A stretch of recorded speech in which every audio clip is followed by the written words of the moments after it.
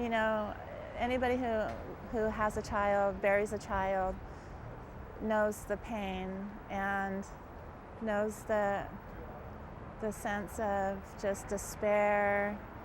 And it's a physical pain, you know, when people talk about a broken heart, I mean, it really physically hurts. Cindy Sheehan's story is, my son died, and I think the cause for which he died is not, I don't approve of it, and I'm willing to speak out about it and to help to get other people who feel the same way to speak out too. The police have been quite helpful, actually. Sergeant Booker. Yeah, Park Service. We need more volunteers. We just don't want to do the same old march and rally. I mean, this is going to be a lot different than we've never had a stage this big for any anti-war protests in D.C. This is more like Woodstock than it is like an anti-war protest. Call 111, I'm going to go ahead and clear. I am Middle America, for one thing. And I think it strikes a chord with a lot of people that what I say is coming from my heart and from my pain. Good morning. This weekend I will visit U.S. Northern Command in Colorado, where we're monitoring Hurricane Rita.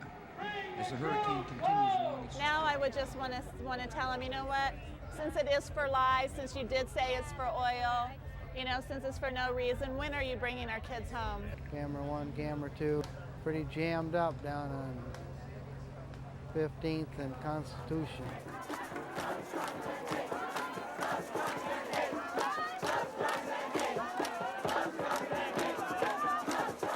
I'm feeling good, but you know, the march is really behind schedule. Slow, right? Yeah, I mean, they're going to be here for your performance, but I'm really worried about this guy.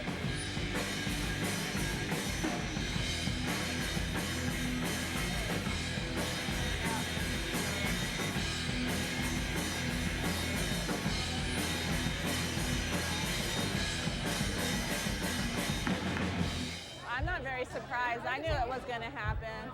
I knew it was going to happen. I'm overwhelmed and grateful, but I'm not surprised. She symbolized something dear and had the courage to take the risk, and at some point it gained traction.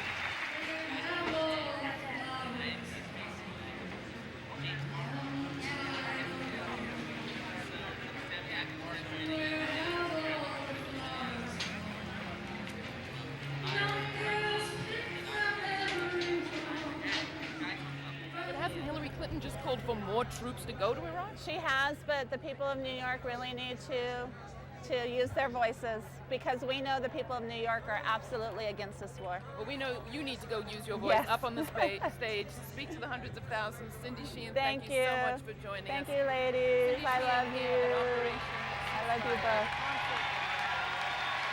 Wow! Thank you.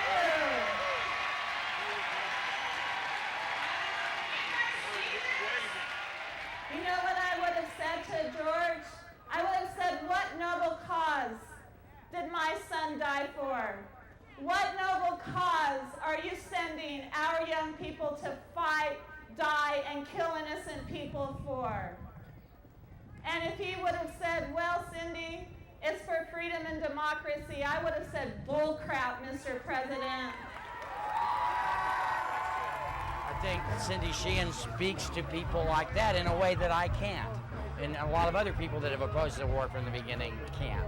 I mean, I'm a pretty well-known lefty, and so, you know, I can talk all the sense in the world, and some of what I say is going to be dismissed because right now being a conservative is very much in vogue, and I'm kind of out of style right now. Michael Moore and then Cindy, those are the only two times that I felt something has a chance to catch. And I would say before Michael Moore, we don't know what's going to, people are standing around saying, well, where's the next blowing in the wind? Where's the next Imagine? Nothing comes around twice. We've had a vacuum of, quote, leadership, unquote, in the anti-war movement, because we don't have the Bob Dylans doing this anymore. We do have that old line group of people like Jesse Jackson and Al Sharpton, but they're not a fresh face. They don't have a fresh message. So here comes this white, middle-aged mother of someone who's died in a war, and she is able to get all this attention because she's unique, she's different. Have we heard any estimates of the size of the crowd? I heard it was huge, like 100,000. There was total gridlock over by the White House. Okay. I heard really huge. It was a very good day. Everything went off without any problems. We had no arrests, very peaceful demonstrations, and that's what we expected. The organizers told us it was going to be a peaceful demonstration, and it really turned out to be a very peaceful demonstration throughout the day.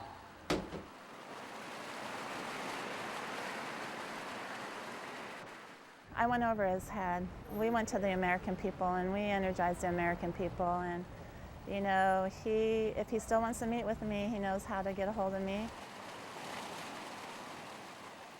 We're still not accustomed to seeing an ordinary American woman, whether she's black or white or whatever her race, get up and speak to huge groups of people and ask huge groups of people to accept her message, and then ask huge groups of people to act on the message in some way.